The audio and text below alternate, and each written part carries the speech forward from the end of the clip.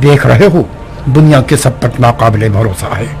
मुख्तार, मैं अब्दुल्ला उमर का बेटा, जो दुनिया अरब का खलीफा था, जिसका नाम सुनते ही दुश्मनों के रोंगटे खड़े हो जाया करते थे, आज एक लादीन और हवसबाज नौजवान का दामन थाम रहा हूँ।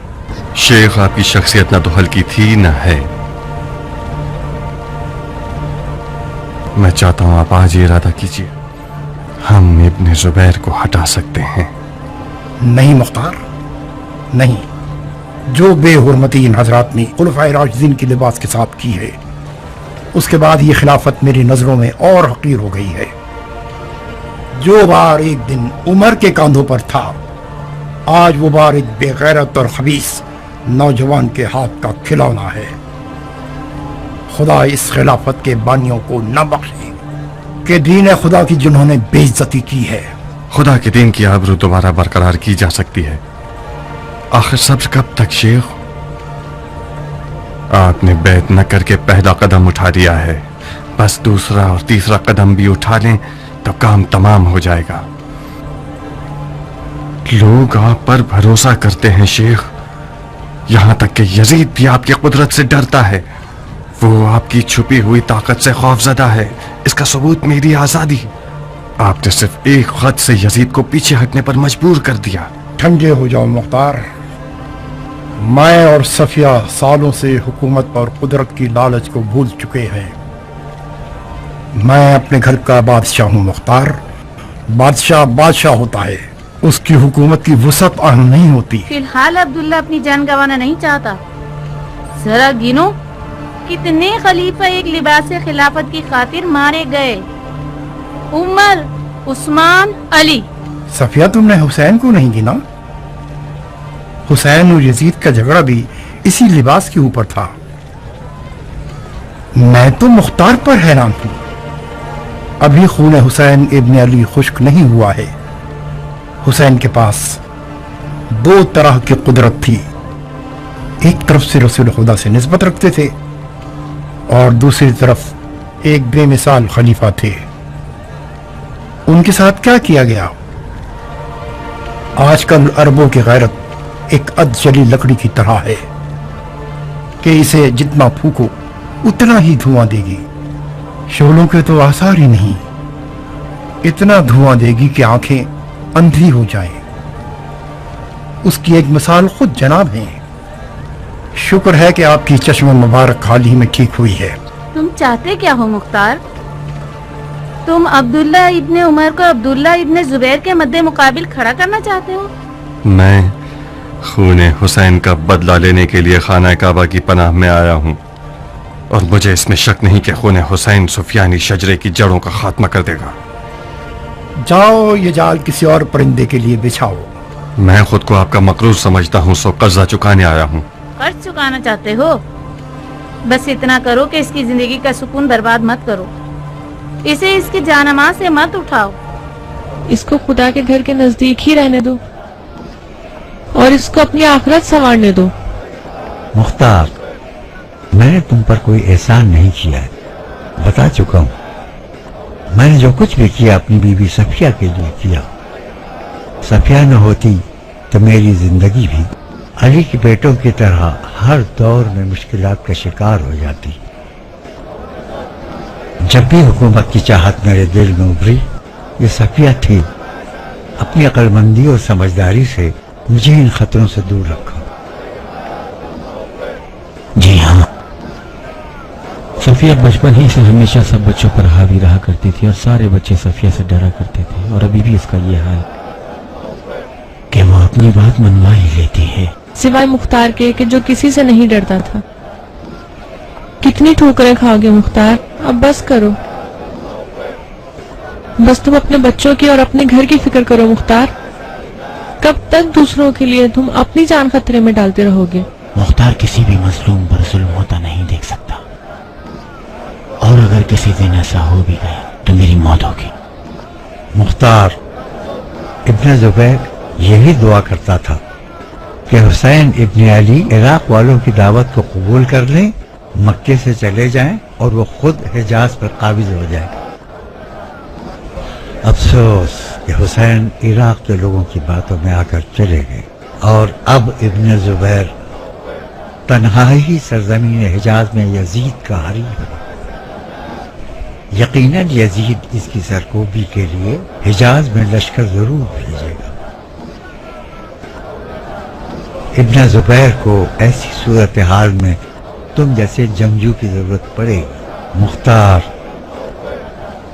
ہوشیار رہنا، تمہیں سستے داموں نہ خرید لے۔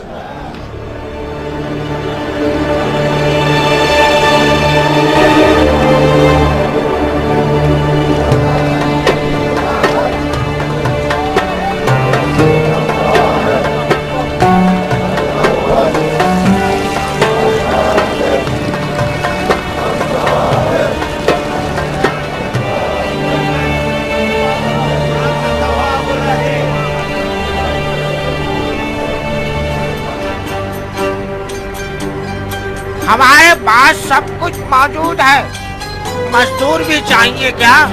مزدور؟ ارے تختہ نہیں چاہیے؟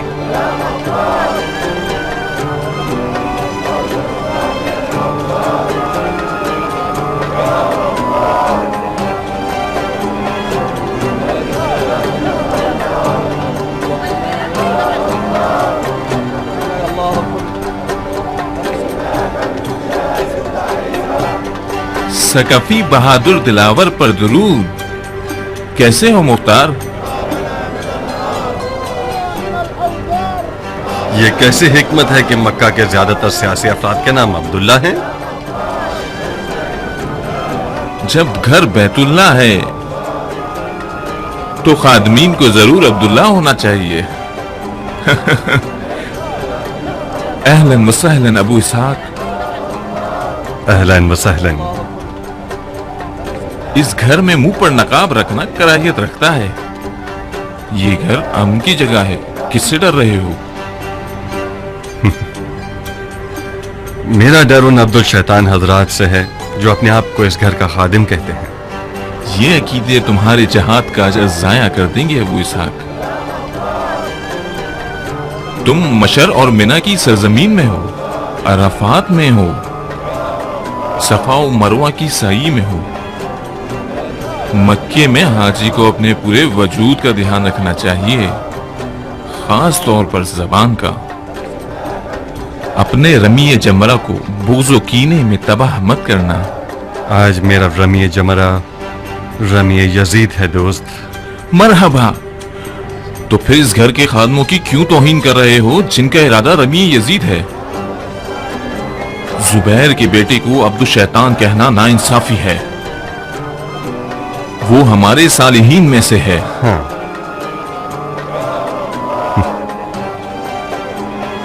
بن موتی، میرے چہرے پر نقاب تھا تو تم نے مجھے کیسے پہچان لیا؟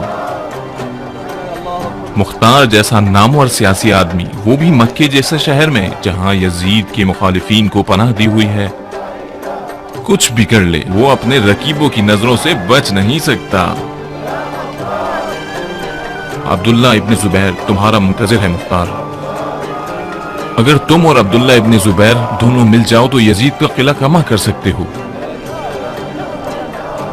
جناب مختار، ان قریب آپ اس کی زیارت کا شرف پائیں گے جو ہے عابد عبادت گزار، دشمن کفار، مجاور خانہ یار، خادم امت ہوشیار، خصم یزید نابکار، نواسہ یار غار، فرزند صحابی کبار، خلیفہ نو مکان نو افکار، خلیفۃ اللہ حضرت عبداللہ ابن زبیر ابن عوام، جو اپنی خالہ ام المومنین سے متصل ہیں، اہل بیت خاتم الانبیاء حضرت مصطفیٰ صلوات اللہ علیہ۔ ہاں بالکل،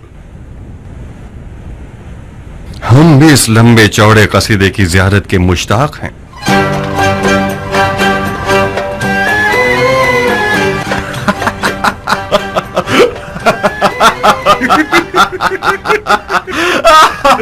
کس بات پر حضرت مختار؟ مسخرہ بازی ہے۔ کیا فرمایا؟ یہ مضحکہ خیز ہے، مسخرہ بازی ہے. کون سی چیز مسخرہ بازی ہے؟ یہی چال چلن جو آپ نے شروع کر دیا ہے. یہ یمن ہے یا مکہ؟ آپ عبداللہ زبیر ہیں یا سلیمان نبی؟ یہ تخت سلیمان پر ایک تانا ہے. کہیں نبوت کا دعویٰ تو نہیں کرنا چاہتے آپ؟ نہیں مختار نہیں. نبوت اٹکنے والا لقمہ ہے، مجھے مار دے گی. ہمارا مزاج شبیہ نبوت پر زیادہ سازگار ہے. انبیاء کی نالین میں پاؤں ڈالنا محض حماقت ہے. رسول اللہ خلیفۃ اللہ، ہم اسی خلیفۃ اللہ ہی پر کانے ہیں. خلیفۃ اللہ ہونے کے لیے اتنے سارے معجزات کی ضرورت نہیں. ایسے نہیں مختار، نہیں. ہم نے تو تمہارے اوصاف میں سن رکھا تھا کہ تم سیاستدان ہو، تو پھر کہاں گیا؟ ایک عام ان پڑھ انسان کی طرح بات کر رہے ہو. اگر ہمارے معجزات کی حکمت جانتے تو انہیں مسخرہ نہ کہتے. جہاں تک میں جانتا ہوں ہمارا دین اعتدال اور سادگی کا دین ہے. اس کی بہترین مثال خانہ کعبہ. تم نے علی اور اس کے چاہنے والوں سے زیادہ سادہ لو دیکھا ہے؟ نہ دیکھا ہے اور نہ ہی دیکھ سکتا ہے. میں ان تمام اختلافات کے ساتھ جو کہ میں علی کے مسلک سے رکھتا ہوں،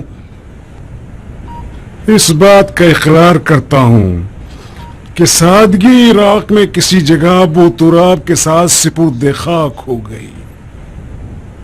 علی کے سر کو لوگوں کی صرف ظاہری آنکھوں نے پارا پارا کیا ہے، نہ کہ شمشیر ابن ملجم مرادی نے.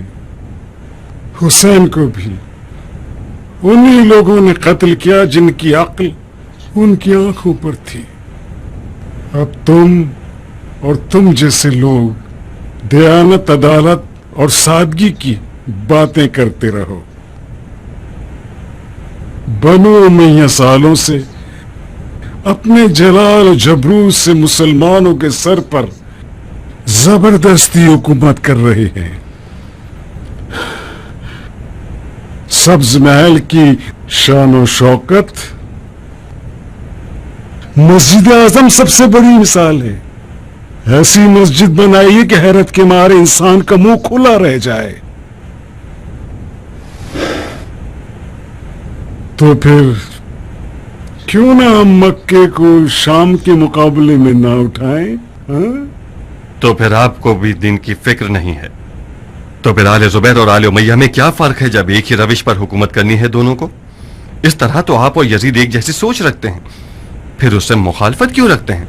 مجھے صرف یزید سے صرف شریعت پر اختلاف ہے مسلمان. میں اس کی سیاست پر کوئی اعتراض نہیں کر رہا، اس کی دیانت پر مجھے اعتراض ہے.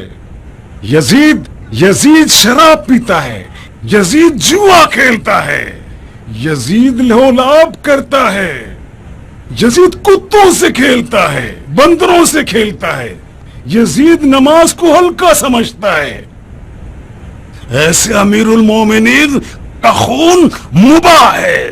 امیر المومنین کو جھوٹ اور ریاکاری سے مبرہ ہونا چاہیے. بالکل ٹھیک ہے، مگر بحث برائے بحث مت کرو مختار. کتنی شریعت جانتے ہو؟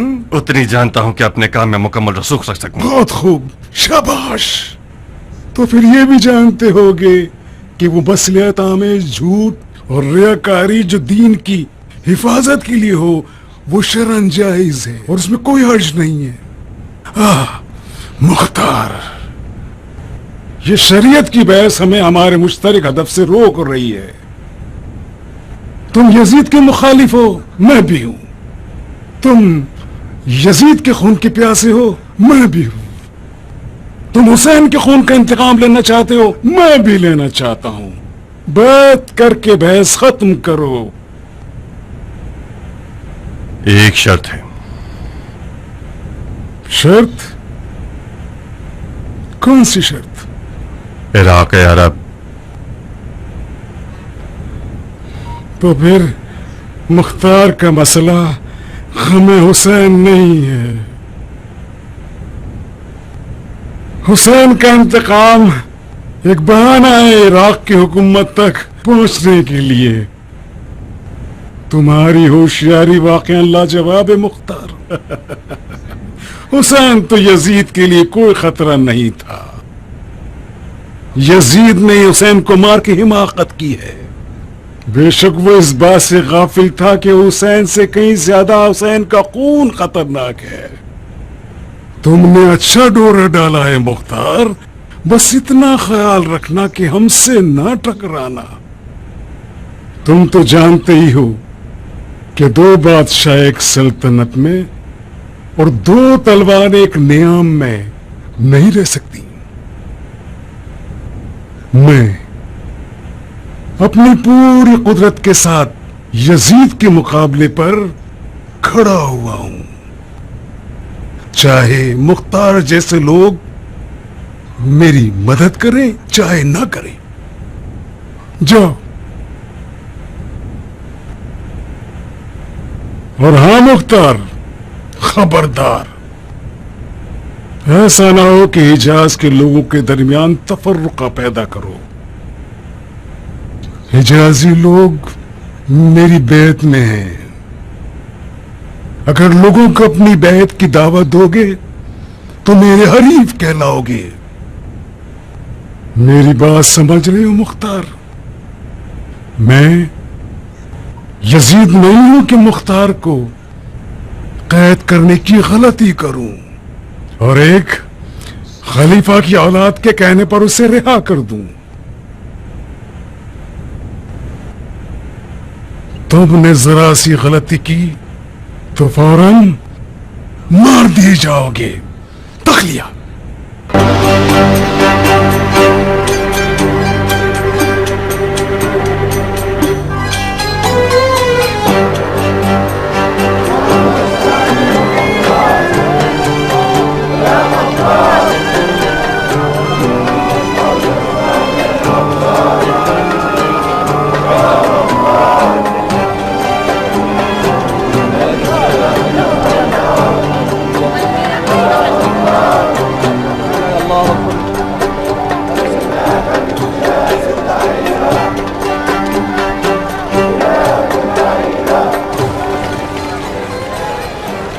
آپ لوگ کہاں کے رہنے والے ہیں بھائیوں؟ عراق عرب. عراق میں کہاں؟ بصرہ. یہ تم ہو ابو اسحاق؟ ہاں. اور آپ؟ میں ہانی ابن جبہ وادائی ہوں، کوفے کا رہنے والا. مرحبا بہادر. واقعاً تم ہی ابن مرجانہ کی قید سے بھاگ سکتے تھے. مجھے یقین نہیں آتا تھا. کوفہ کی کیا خبر ہے؟ ایک ناگہانی آفت نے ابن مرجانہ کی گھٹنے ٹیک دیے ہیں. سنا ہے کہ ایک لا علاج زخم ہو گیا ہے اس کے پیر میں جو اس کی ہڈیوں تک سرائیت کر گیا ہے، اور طبیبوں کا ارادہ ہے کہ اس کا پیر کاٹ دیں. ابن مرجانہ کی ناگہانی آفت میں ہوں. ایک زحمت دوں گا تمہیں ہانی. سر آنکھوں پہ. کوفہ کب جا رہے ہیں؟ یمن کے قافلے کے انتظار میں ہوں. خدا نے چاہا تو بہت جلد کوفے کی طرف نکلوں گا. میرے گھر والوں سے کہنا میں خانہ کعبہ کے جوار میں ہوں.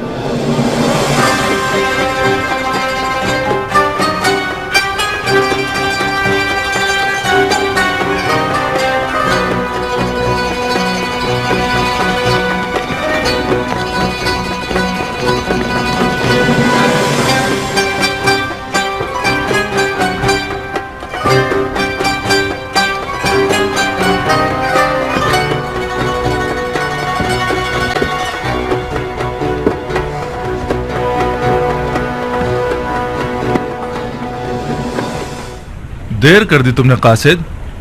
2-3 دن تاخیر کیسے ہو گئی؟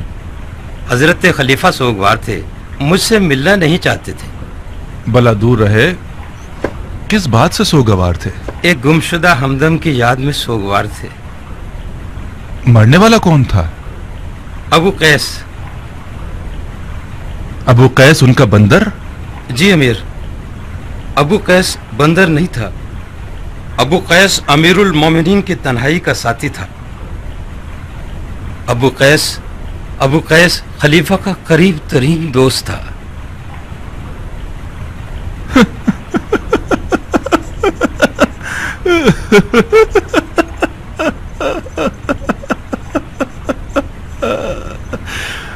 بہت غم انگیز خبر ہے.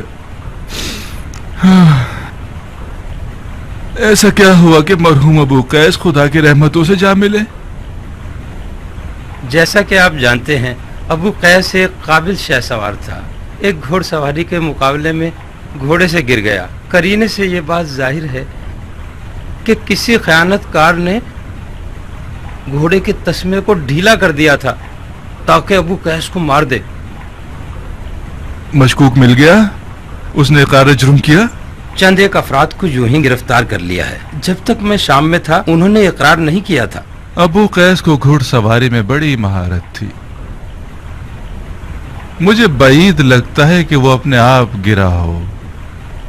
یقیناً گھوڑے کے تسمے کو شاید ٹھیک نہ باندھا گیا ہوگا یا ممکن ہے ڈھیلا باندھا گیا ہے تاکہ مرحوم ابو قیس نیچے تشریف لے آئے.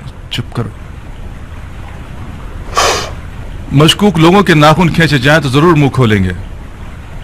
بہرحال خدا بند عالم اس غم کے داغ پر خلیفۃ المسلمین اور ان کے چاہنے والوں کو صبر عنایت عطا فرمائے. بن حریث. جی امیر. خلیفہ کے داغدار قاصد کی یوں پذیرائی کرو کہ وہ اس عظیم مصیبت کی تکلیف اور سفر کے تھکاوٹ کو بھول جائے. اور قاصد جاؤ آج اور کل خوب آرام کرو. پرسوں آ جانا اور خلیفہ کے لیے میرا جواب لے جانا. جی امیر.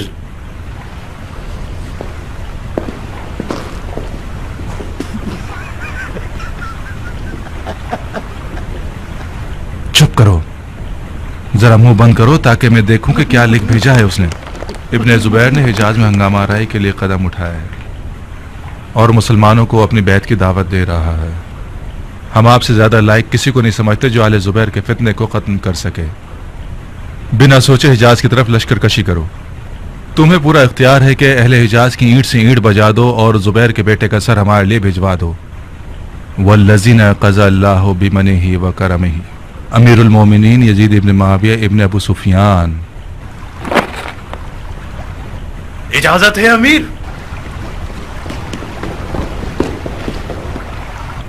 کیا ہوا؟ پھر خلیفہ کا کوئی پیغام آیا نہیں کہ تم بو سونگتے ہوئے چلے آئے؟ آخر ہم سے کیا چاہتے ہو عمر؟ خدا اور رسول کی قسم اگر میری مہر کی کوئی اہمیت ہوتی تو رے کی امیر کا حکم تمہارے لیے مہر کر دیتا اور کسی ہڈی کے ٹکڑے کی طرح تمہارے آگے پھینک دیتا. یہ لو.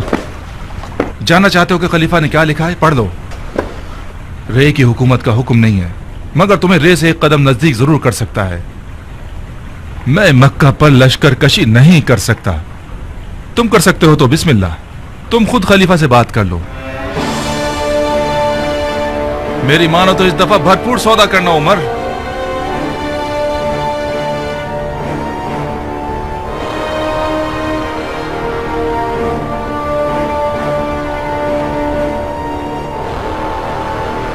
خلیفہ کے وعدے یعنی بکواس.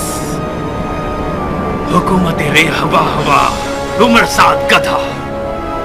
میں خانہ کعبہ پہ حملہ کر کے اپنے باپ کی قبر پر تھوکوں؟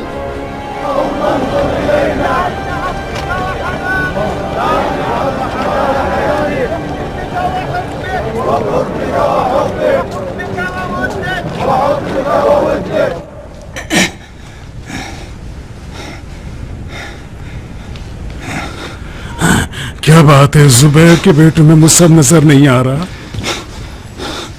منظر، جعفر، تو پھر مصعب کہاں ہے؟ مصعب کو مختار سے ملنا پسند نہیں تھا. اس نے معافی مانگی ہے نہ آنے پر. حق بنتا ہے، حق بنتا ہے. اس شخص کا غرور برداشت کے قابل نہیں ہے. جب اس نے بیعت نہیں کی تو اسے سانس لینے کا موقع کیوں دیا؟ میں اور منظر اسے مارنے کے لیے تیار تھے. نہیں نہیں جعفر، مختار کو مارنا فی الحال ہماری نئی حکومت کے حق میں ٹھیک نہیں ہے. وہ عراق عرب اور حجاز و طائف کے बानफूस शियों में से है। समझ रहे हो मेरी बात? जब तक उसने कोई कदम नहीं उठाया उससे हाथ मिलाते रहेंगे। हाँ हाँ, फकत इतना याद रखना कि मुख्तार बिला वजह हिजाज नहीं आया है, कोई दलील तो है। और जान लो कि मुख्तार आले जुबैर के लिए यजीद से भी ज्यादा खतरनाक है। तो फिर हर लम्हे उसे नजरों में रखो। हाँ, उसके गिर्द एक नादीदा जाल बिछा दो। उसकी तमाम आमद और रफ्त को नजर में रखना, तमाम तर।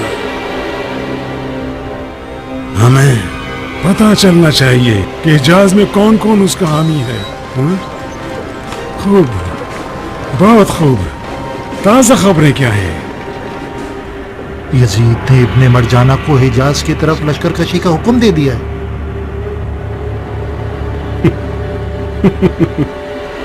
इब्ने मरजाना क्या बेतुकी सोच है। अहमक ये समझता है कि करबला को फतह करने वाला खाने काबा को भी फतह कर सकता है। आ जाए इब्ने मरजाना, जरा हिजाज की तरफ आ जाए ताकि उसे दिखाएं कि आले जुबैर और आले अली में क्या फर्क है।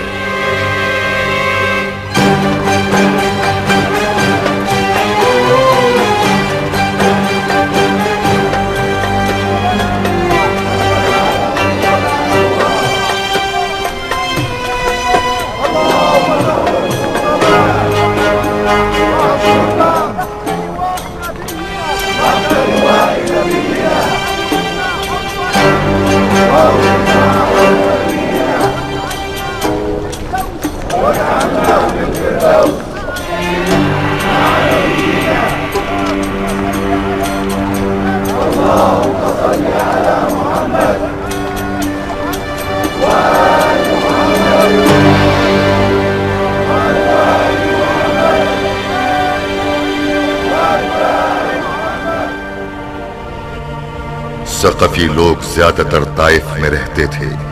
मुख्तार जब आले जुबैर से मुआफिकत न कर सका तो अपनी वालिदा के पास ताइफ गया, मगर आले जुबैर का ना दिखने वाला जाल किसी मकड़ी के जाल की मानिंद मुख्तार के इर्द गिर्द फैला रहा और उसे हर तरह के काम से रोके रखा।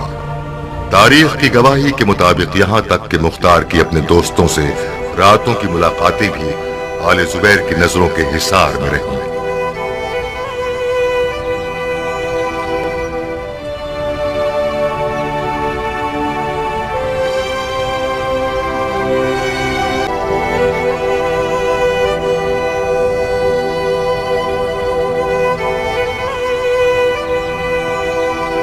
कहाँ गुम हो मुख्तार? ताइफ में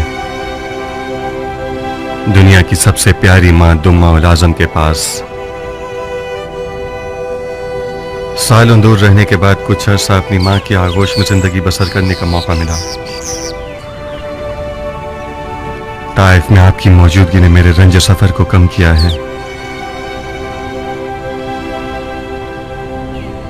खुदा आपके साये को आपके बेचैन बेटे के सर से न उठाए। तुम भी बिल्कुल अपने मरहूम बाप की तरह हो। तुम्हारी जान तलवार और घोड़े से जुड़ी हुई है। वो जब भी किसी जंग के लिए रवाना होते थे तो वसीयत करते थे कि दुम्मा, मैंने अपना माल तुम्हें बख्शा मगर अपनी जान और आबरू अपने बेटे मुख्तार को बख्शी। मेरा घोड़ा और तलवार संभाल कर रखना यहाँ तक कि मुख्तार बालिग हो जाए। उसे कहना कि उसके बाप के पास इससे ज्यादा गिरा कदर मिरास नहीं थी। वो मुझसे ज्यादा अपनी तलवार के आशिक थे।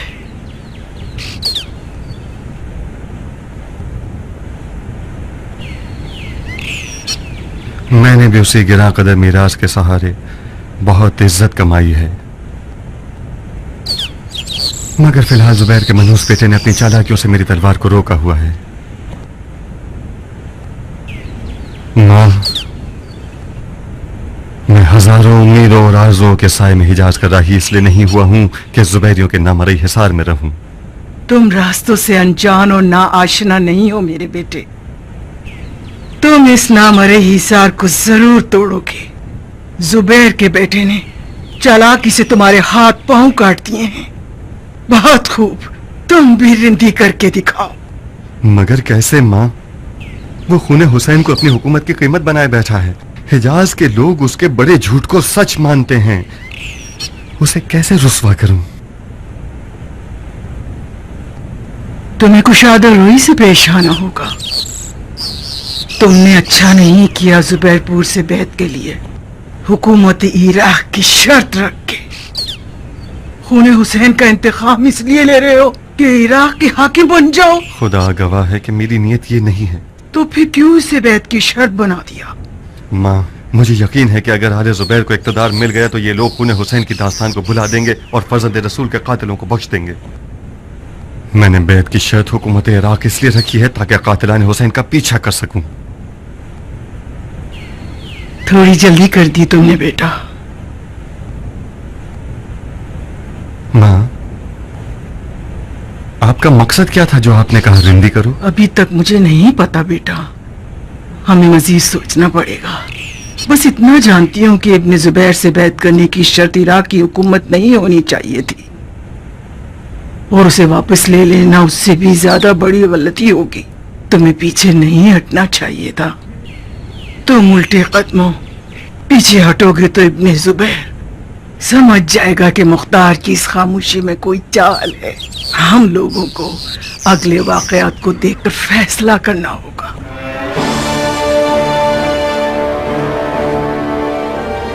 لشکر یزید نے مسلم ابن عقبہ کی سپہ سالاری میں مدینۃ النبی پر حملہ کیا۔ تاریخ کی گواہی کے مطابق اصحاب رسول اور یہاں تک کہ مزار رسول اور قرآن بھی ان کے قدموں کی زد میں آ گئے۔ مسلم ابن عقبہ اس حملے کے بعد بیمار ہو کر مر گیا، اور لشکر یزید اس کے بعد حسین بن نمیر سکونی کی سپہ سالاری میں مکے کی طرف چل پڑا۔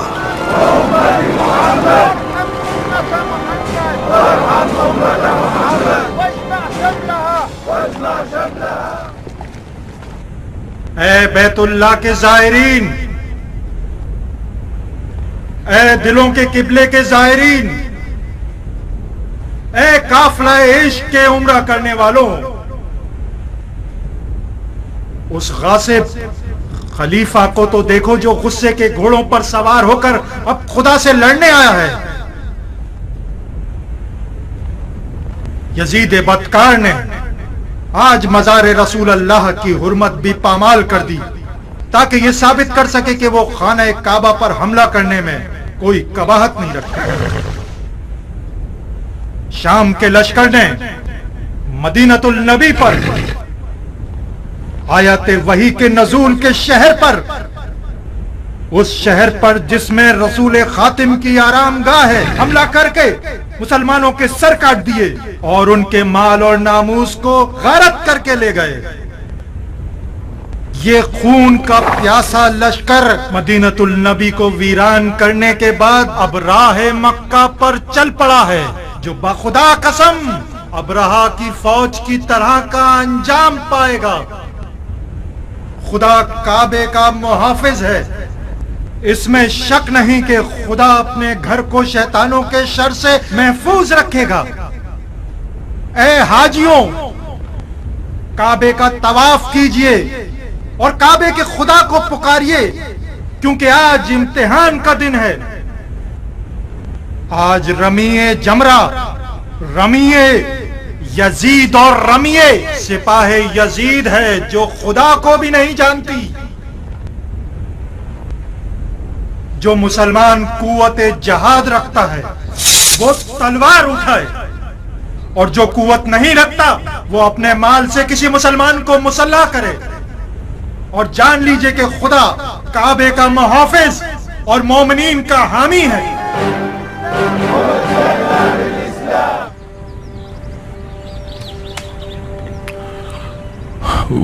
वाह वाह वाह, तुम्हारा बागीचा आबाद रहे।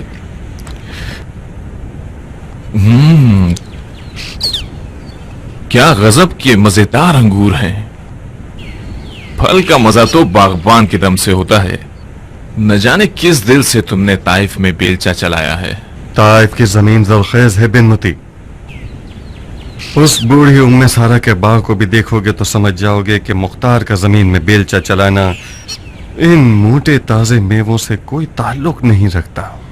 मैंने तो पूरे ताइफ में मुख्तार के बाग जितने मोटे ताजे अंगूर ना देखे हैं और ना खाए हैं। वाह भाई वाह वाह, अंगूर नहीं मोती हैं। इतना मक्खन लगाने की जरूरत नहीं है बिन मुती। मेरे लिए तो इस ताइफ के बागीचे का हर हर अंगूर का दाना जहर के बराबर है। नहीं, ना देते तो अच्छा होता। मेरा तो पेट भर गया।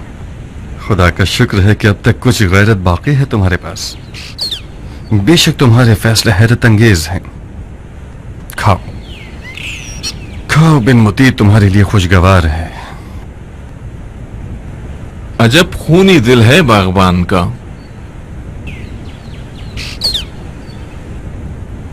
मैं हिजाज इसलिए नहीं आया था कि ताइफ में कैद हो जाऊं और अंगूर के बागीचे आबाद करके मीठे अंगूर उगाऊं। तुम मेरी हालत से वाकिफ हो दोस्त, तो फिर बाग के अंगूरों की तारीफ करके इस तरह मेरा मजाक मत उड़ाओ। तुम्हारा अपना कसूर है मेरे भाई। जो पत्थर तुमने अगले के सामने फेंका था, तुम्हें ये तवक्को थी कि वो तुम्हें पसीराई करके हलवा खिलाएगा।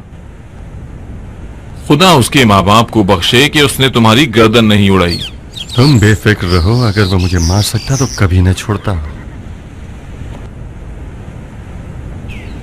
माफ कीजिए अबू इसहाक, वो तुम्हें क्यों नहीं मार सकता था? तुम उसके साथी हो, उसकी दलील तुम ज्यादा समझ सकते हो। मैं तो इतना ही जानता हूं कि खुदा का खौफ किया और तुम्हें छोड़ दिया। खुदा? नहीं, कौन सा खुदा? वो खुदा जो कादिर मताल है या वो खुदा जिस पर खलीफा बैठा हुआ है? मैं सालों से तुम्हारा दोस्त हूं मुख्तार, मगर कभी भी इतना तंग नजर नहीं पाया था तुम्हें। ये जिंदान का तोहफा है जो गलत ही सोचते रहते हो। ये सियासत का तोहफा है दोस्त। मैंने सियासत में ये सीखा है कि साहिबान इक़्तिदार अपनी कुर्सी के अलावा किसी और खुदा को जानते ही नहीं। ये सियासत हमें क्यों ऐसा सबक नहीं देती? आखिरकार हम भी एक तवील मुद्दत से सियासत में जकड़े हुए हैं। मुख्तार, तुम इब्ने जुबैर के बारे में गलत फहमी और नाइंसाफी से काम ले रहे हो। उसे यजीद से मिलाना महज नाइंसाफी है। खुदा की कसम, उसका कुत्ता भी सैकड़ों यजीदों से बेहतर है। तुम और इब्ने जुबैर एक ही दुश्मन रखते हो। हैफ नहीं है कि तुम लोगों के ताल्लुकात खराब रहें। तुम दोनों का इत्तेहाद यजीद का सर नीचा कर सकता है। तुम अपने दोस्त से मिलने नहीं आए हो, दलाली के लिए आए हो।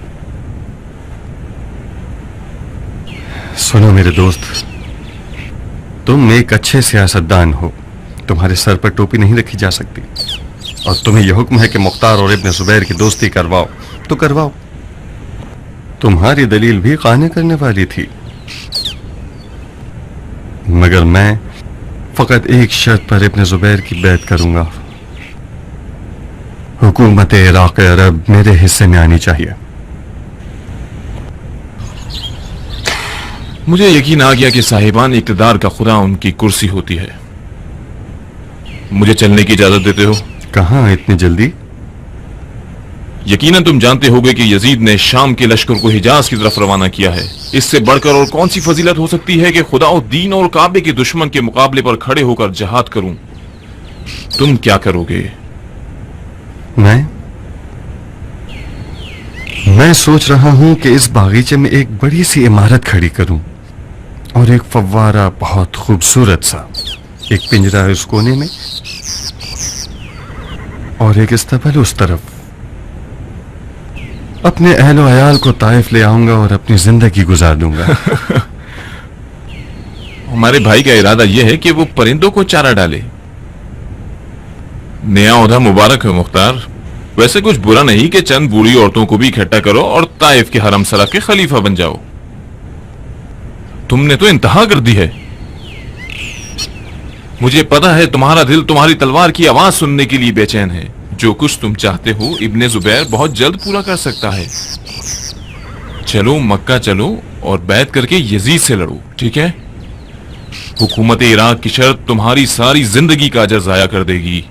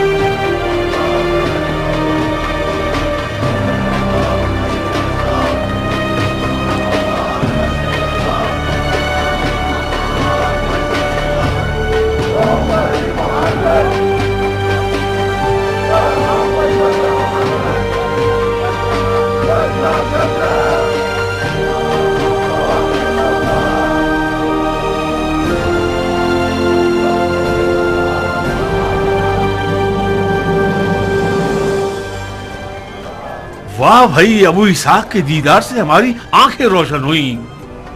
क्या बात है, ताइफ के बगीचे में दिल नहीं लगता तुम्हारा? उम्रे के लिए आए हो या खुमरे के लिए? अजीब जानवर हो तुम इब्ने सहल। ये खुमरा से क्या मुराद है? मैंने सुना है कि इस साल तुम्हारे ताइफ की फसलें बहुत मुनाफा बख्श रही, तो मैं समझा कि सिरका बनाने के लिए खुमरा यानी मटका खरीदने मक्का आए हो। आजकल सिरके की तिजारत बहुत पुररौनक है, खास तौर पर वो सिरका जो मुख्तार ने बनाया हो। तुम्हारी बकवास सुनने का हौसला नहीं है मेरे पास इब्ने सहल। अगर कासिद हो तो पैगाम सुनाओ, वरना नमाज में खलल पैदा मत करो। कौन सा कासिद, कौन सा पैगाम? क्या सक़फ़ी शेर को तवाफ़ काबा में मसरूफ देखकर उसका खैर मकदम नहीं करना चाहिए? एक बात तो बताओ मुख्तार, दीन और ईमान बरकरार है? मेरे कान खुले हैं, मेरे दीन और ईमान का नहीं मालूम और खुदा अरहमर राहिमीन है। इस बात के मुनकिर पर लानत। खुदावंद आलम रहमान और रहीम जरूर है, अगर बंदा ना अहल ना हो। अगर खुदावंद ने यजीद और यजीदियों पर रहम कर लिया तो कम से कम मैं तो काफिर हो जाऊंगा और उसकी इताअत की जंजीर तोड़ दूंगा। तुमने सुना मदीनतुल नबी के साथ क्या सलूक किया गया? शहर रिसालत की इस कदर बेहुरमती की गई है कि सालों साल तक मुसलमानों का सर शर्म से झुका रहेगा। कौन सा मुसलमान ऐसा होगा जिसका दिल ये खबर सुनकर भी न रोए और अपने दीन और मुसलमानों की इज्जत के गम से बेफिक्र होकर खेती बाड़ी और तिजारत में मसरूफ रहे? है कि तुम मस्जिदुल हराम में खड़े हो, वरना इस बदतमीजी के जुर्म में तुम्हारे दांत तोड़ देता। ये जुमले मुझे सुना रहे हो? जाओ ये बातें अपने उस नए बादशाह और मुहाफिज-ए-दीन से कहो जिसे मुसलमानों की नामूस की हिफाजत करनी चाहिए थी। अगर इक़्तिदार और रियासत के नशे ने इब्ने जुबैर को अंधा न किया होता तो आज मुसलमानों की ये हालत न होती। इब्ने जुबैर क्या कर सकता है जब मुसलमानों के लड़ाकू बहादुरों फौजियों शेरों ने अपने कोने पकड़ लिए हैं और उसकी मदद नहीं करते? मिसाल के तौर पर तुम मुख्तार आखिर क्यों तलवार के कब्जे पर हाथ नहीं रखते? क्यों मुझसे हाथ नहीं मिलाते? तुम बैठकर देखना चाहते हो कि खाना काबा को तुम्हारी आंखों के सामने जला दिया जाए? तुम खुद सबसे बेहतर जानते हो इब्लीस, मैं पिछले साल बैत करने गया था, तुम्हारे आका ने मेरी बैत कबूल नहीं की। इतनी सारी शरायत के साथ बैत को तो खुदा भी कबूल नहीं करता, बैत और हुकूमत इराक के बदले। अरे मुसलमान, तुम्हारे दीन की जड़ों पर हमला किया जा रहा है और तुम अपनी रियासत की फिक्र में पड़े हो। हाँ, मैं अपनी रियासत की फिक्र में हूँ। या हुकूमत इराक या बैत का किस्सा खत्म। अब तुम और तुम जैसे लोग जो चाहो बातें बनाओ, میری بات ایک ہے اور خدا بھی ایک ہے. خدا کی پناہ ہے تمہارے سرپھرے پن اور اکڑپن سے مختار. میں نے سنا تو تھا کہ سرپھرا اور پاگل، مگر یقین نہیں تھا. ہاں، سرپھرا، انتہائی پاگل اور ضدی. اگر کچھ اور ہوتا تو اب تک بنی امیہ مجھے ختم کر چکے ہوتے. اب مزاحمت مت کرنا تاکہ میں نماز پڑھ سکوں. میری سازشیں قبول ہے. کیا کروانے کے لیے؟ تمہارے اور ابن زبیر کے درمیان صلح کے لیے. اگر وہ تمہاری شرط منظور کر لے تو کیا میدان میں آؤ گے؟ ابن سہل، میری شرط واضح ہے اور میری خواہش بھی معین ہے. مجھے ثالث نہیں چاہیے، ضامن چاہیے. ایک مہر شدہ لکھا ہوا حکم چاہیے. وسلام. قبول. آج رات کہاں ہوگے؟ اپنی بہن کے گھر. جلد ہی اطلاع دوں گا. شاید آج ہی رات تمہاری شرط لکھوا لوں.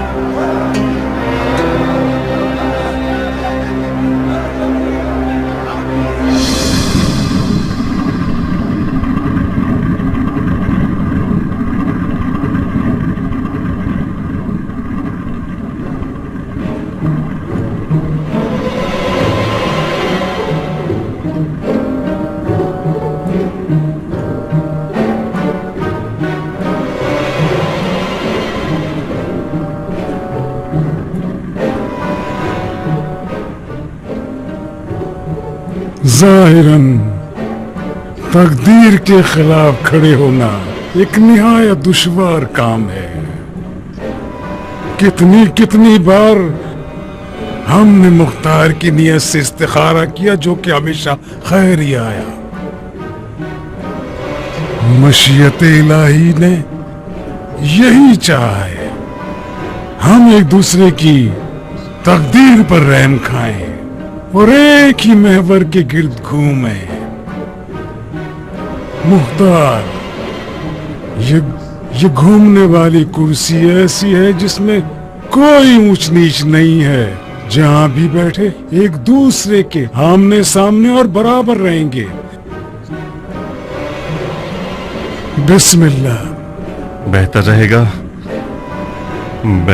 گا کہ اس سے پہلے کہ یہ دماغ چکرانے والی کرسی الٹی کا باعث بن جائے اور اس متطہر کرسی کو نجس کر دے، حکم دیجئے کہ یہ گھومتی ہوئی کرسی رک جائے. تمہارا عذر قابل قبول نہیں مختار.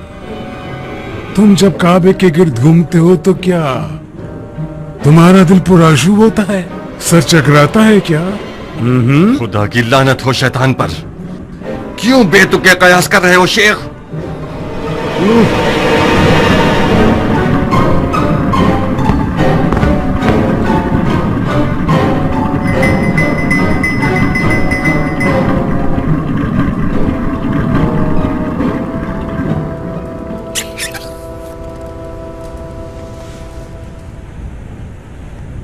میں ذاتی طور پر ہر چکرانے اور گھمانے والی چیز کے مخالف ہوں. اجازت چاہتا ہوں. تم جیت گئے مختار. میں کیا جیت گیا شیخ؟ میں ذاتی طور پر اپنے حریف کو گھما دینے کا عادی ہوں. کسی کو فلسفے سے، کسی کو شریعت آمیز باتوں سے، کسی کو ہیلا بازی سے اور کسی کو گول گھمانے سے. تم کسی بھی جال میں نہ پھنس سکے مختار. جو دھوکے کی تلوار سے نہ ٹوٹے وہ کسی بھی تلوار سے نہیں ٹوٹ سکتا. حکومت عراق عرب یزید علیہ لعنہ سے جیت جانے کی شرط پہ تمہاری ہوگی. حکومت عراق کے علاوہ بھی 2 اور شرطیں ہیں میری. وہ شرطیں کیا ہیں؟ پہلی شرط یہ کہ تمام کاموں میں مجھ سے مشورہ کریں گے، اور دوسری یہ کہ مجھے وہ واحد آدمی ہونا چاہیے جو ہر وقت بغیر کسی تکلفات کے خلیفہ کے دیدار کو آ سکوں. تمہاری پچھلے سال والی شرط مان لیتے تو ہم فائدے میں رہتے. اگر یہ قبول نہ کرو تو تیسری بار اس سے بھی زیادہ سخت شرائط ہوں گی. خطرہ ہمارے سر پر منڈلا رہا ہے مختار. بہتر ہے کہ اب مذاق ختم کر دیں. انسال جی امیر. جو کچھ لکھا ہے اس میں ابو اسحاق کی 2 شرطیں بھی اضافہ کر دو. بہتر امیر.